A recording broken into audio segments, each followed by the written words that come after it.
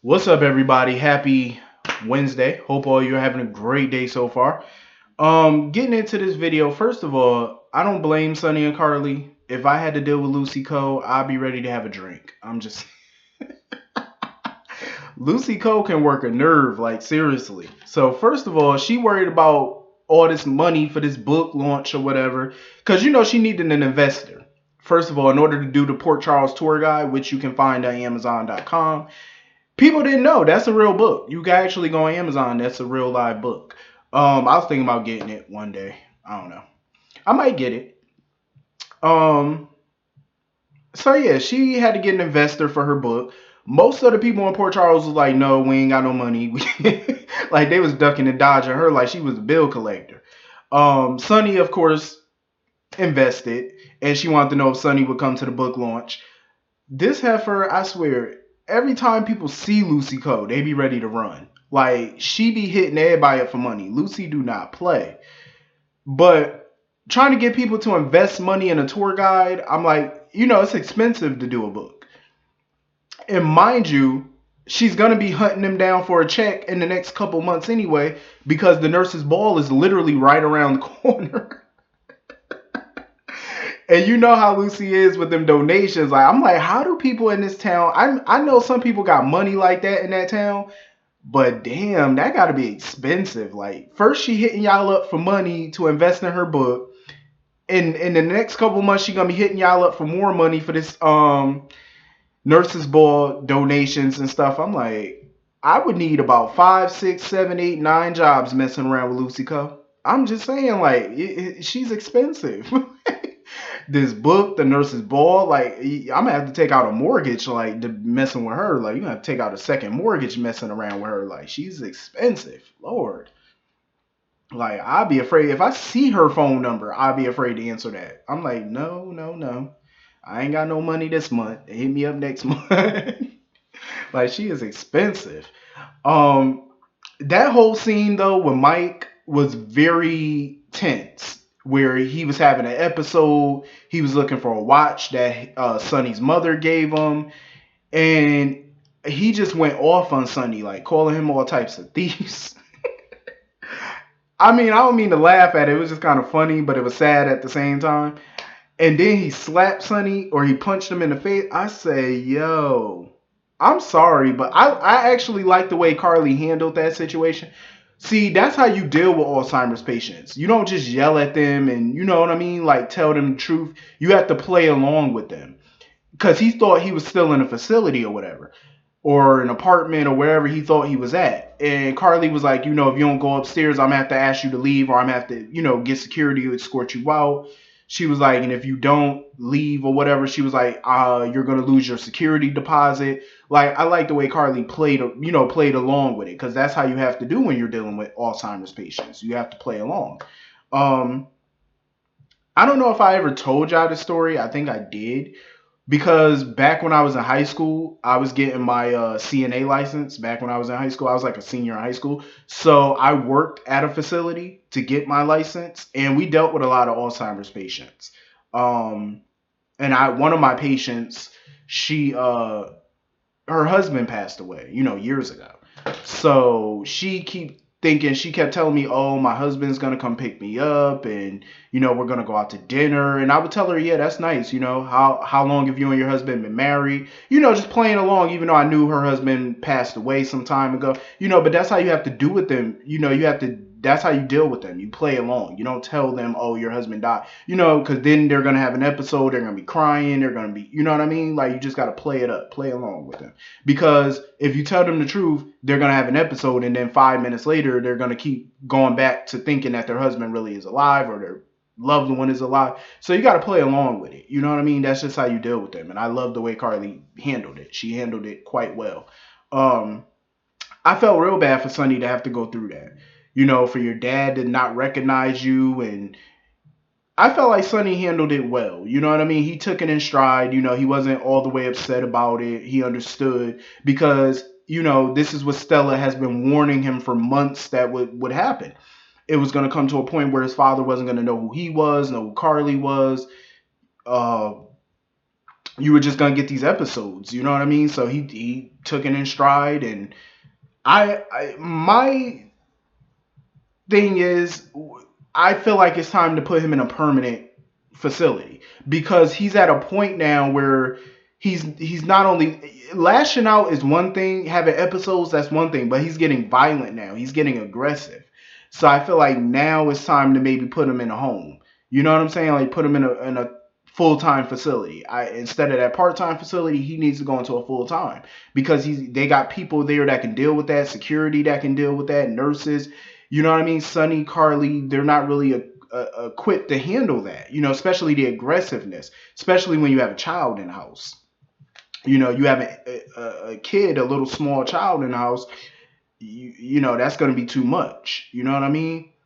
Um, so I think they might want to start considering putting him in a full time facility because once that aggression and that violence starts to kick in, that's something to take serious. You know, Sonny keeps telling Carly, "Oh, I can handle it. I can deal with this." I don't think you really can. You know, and like I said, Sonny has all the money in the world. He can afford staff and stuff like that. But no, I feel like that's not going to be enough. It's not going to be enough because you don't want Avery to one day witness this, and you know it's just too doggone much. You might just want to put him in a permanent facility. That's just my opinion on it. You know what I mean? That's just something I think would be best at this point. You know, it was all fun and good before because you know he was still lucid and stuff like that, but he's you know progressively getting worse, and it's going to keep getting worse until obviously he's no longer with us. So he's no longer with them. So I feel like they need to nip this in the bud right now, ASAP. Um, so anyway, moving on from that, I don't blame Cameron for wanting to protect Aiden. I really don't. That's what you know older brothers do. You know they try to especially when they have a sibling that's being bullied and stuff. When Jake told him that Charlotte was the one bullying him, the way Cameron made those eyes, that was a death stare. The way he was looking, he looked like he was ready to whoop some ass. I'm just saying, like he was ready to fight. Honestly, I can't blame him, but him and Jake were just, he was telling Jake basically to look out more for Aiden. But I don't blame Jake either because it's like there's not much Jake can do about it because he's not around Aiden all day. So he can't really protect them all day long. Especially when it comes to school because obviously he's older, so they're in different classrooms and different grades, so he can't look out for him 24/7. You know what I mean? Um, Aiden, I like that. Franco and them are handling him, they're handling the situation by just saying, just let Aiden be Aiden. But I agree with Cameron's approach to things a little bit because he has a point. When Aiden is at home, they can build him up, they can gas him up and be like, oh, your cookies are great, which I'm sure they really are. They're not just saying it to say it, but, they can build up his self esteem at home. But once he gets that real world, once he gets outside that door and goes to, be around people who are not related to him, it's a whole different ballgame. They have to teach him how to handle outside people. You know what I'm saying? How to handle the real world because you can't coddle him and baby him 24/7. You know what I'm saying? Not to say Franco and Elizabeth are babying him, but I understand, Aiden is a little sensitive and stuff like that, which is fine, but you also have to toughen him up a little bit too. Get him to build up his self-esteem and not care what these other kids are saying about him. Words do hurt. They do. Words hurt. But they have to teach him how to be stronger. You know what I'm saying? When you're in the outside world. That's what they have to teach him to do. Not saying that they have to teach him to, fight, but teach him to stand up for himself using words more than using your fists. You know what I'm saying? Like that's what they have to do with him. I feel like it comes in handy. That's how I learned growing up. Um like I said yesterday, I stopped caring what people thought of me once I got a little older. You know what I mean? When you're a child, you do care what people think about you. You know what I'm saying? What people say about you, you take it as gospel. You know? And growing up, when you get older and your self-esteem goes back up and stuff like that, you don't give a damn what people say about you. Like right now, I don't give a rat's behind what you got to say about me, what you think about me. The most important thing in life is not what other people think of you. What's important is what you think of yourself. You know what I'm saying? Whatever you think of yourself is what's more important. You know, because at the end of the day, it's your life to live. Nobody can live it for you. And that's my whole thing about Cameron and Aiden and Jake. They can't live Aiden's life for him. As much as I'm sure they wish they could take this away for the pain of people's words and how they treat him. I'm sure they would love to, go through that for him, but they can't. They really can't. So that's why I say they should teach him more about self-esteem and how to build himself up and be stronger when you're dealing with people on the outside. You know, that's just my opinion on it. Because if not, it's gonna get progressively worse. Um, but I love how they stand up for him. I love that they're just willing to back him up anyway. You know, and I love the scene when he was at the inauguration for Laura becoming mayor. He was at the inauguration handing out his cookies to Stella and them. I love that. That was such a dope scene. The cookies, I'm telling you right now, them cookies look blazing. Them cookies look good, man. I get mad when they be showing pastries and food on this show. I be like, stop doing that. Like, people be on a diet and stuff. It's like, this is why I can't stick to no diets now. This is exactly why. Because I see mess like this. Um, so anyway, you want to know what irks me a little bit? And I think I brought this up before on this show. You know how they be at like a bar or something like that, or they be at Kelly's Diner and they be drinking like iced tea and stuff like that. Why do they put so much ice in their drinks? I just know I didn't just notice it, but I constantly notice it. Like they put so much ice in their drinks, and I started to do the same thing like 2 years ago. I started putting so much ice in my drink. I don't know why. I like a cold drink though. I really like it cold. Um, Even when it's dead winter out, if I'm drinking iced tea or something, I like it. I love it cold. I can't drink warm nothing, not unless it's like tea from a tea bag or hot chocolate. That's the only thing I can drink hot. You know what I'm saying? But anything tea, juice, soda, whatever, water, it has to be cold. I cannot drink it hot because I might not want it. Um, so anyway, Lulu. When Lulu is in investigative journalism mode, when she's in journalist mode, she is a real pain in the ass. You know what I'm saying? But when she's not in that mode, like work mode, she's totally tolerable. But when she was sitting there talking to Jordan and stuff like that, trying to get a quote out of her and stuff like that, the whole time, even when Lulu showed up, because Jordan was trying to get Maxie to shut down Lucy's book what is it? Her book signing or her book party, launch party at the Metro Court. When she was trying to get her to cancel it or postpone it or whatever, Maxie kept refusing to do it because she know Lucy would be pissed if she did. But because of the serial killer mess, uh, Jordan didn't want the publicity and stuff. She didn't want another homicide to happen at another event because that seems to be the killer's MO. So, of course, when Lulu shows up, she's in work mode. Now she's trying to get a quote, trying to get whatever information she can. The whole time Lulu was there, and the whole time every time Lulu opened up her mouth, Jordan kept looking at her like she wanted to slap the piss out of this girl. Every time. Jordan was so over Lulu today. And I honestly couldn't blame her. Honestly, I can't stand when Lulu is in work mode, but at the same time, I totally understand it because this is how journalists are.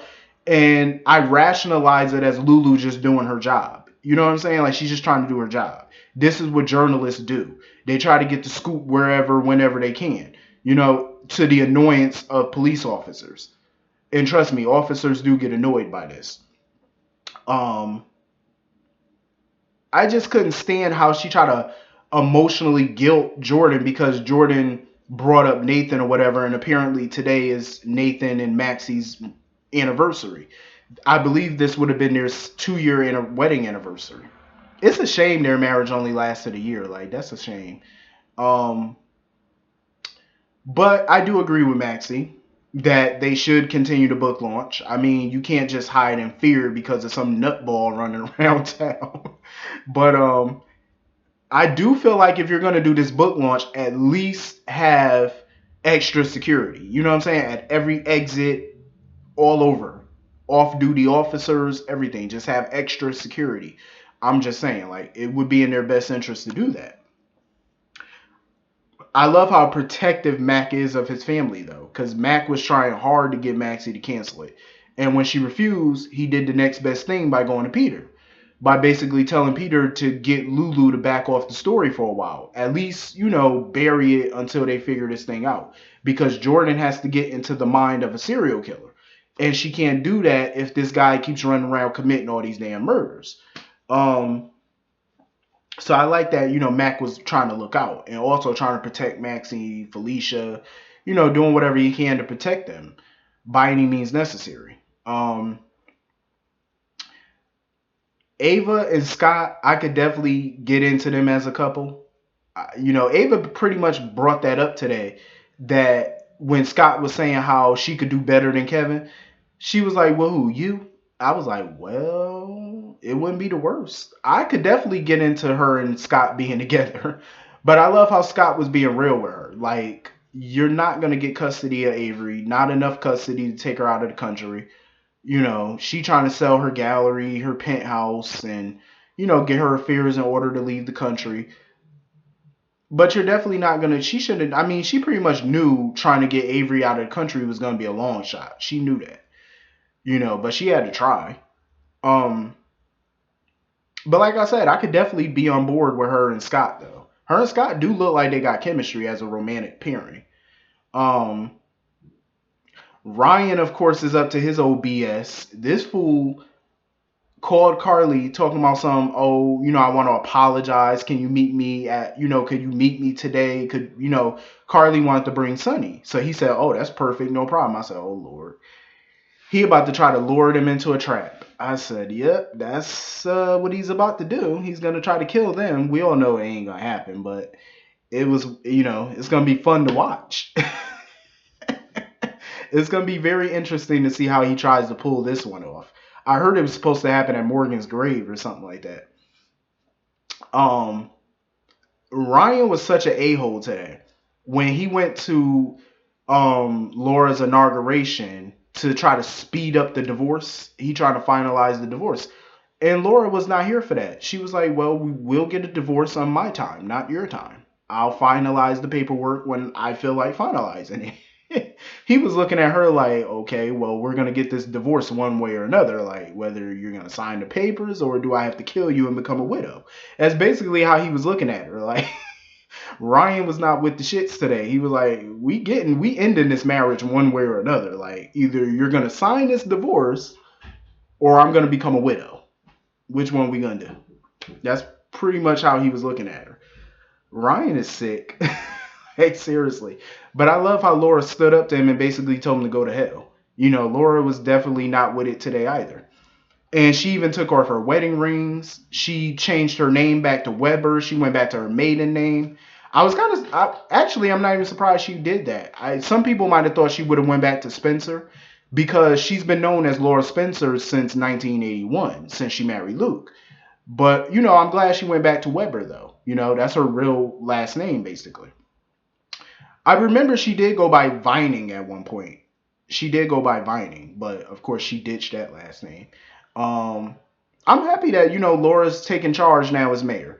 And she definitely was showing Jordan who's boss, because she told Jordan, get your lead detectives together, meet me in my office so you can brief me on what the hell is going on with this investigation into this serial killer. Laura's not playing. I love when she was in mayor mode today. Like, she's showing people, like, I'm about to get this stuff done. Like, she's not playing. But, anyway. Oh, yeah, I almost forgot Stella and Curtis.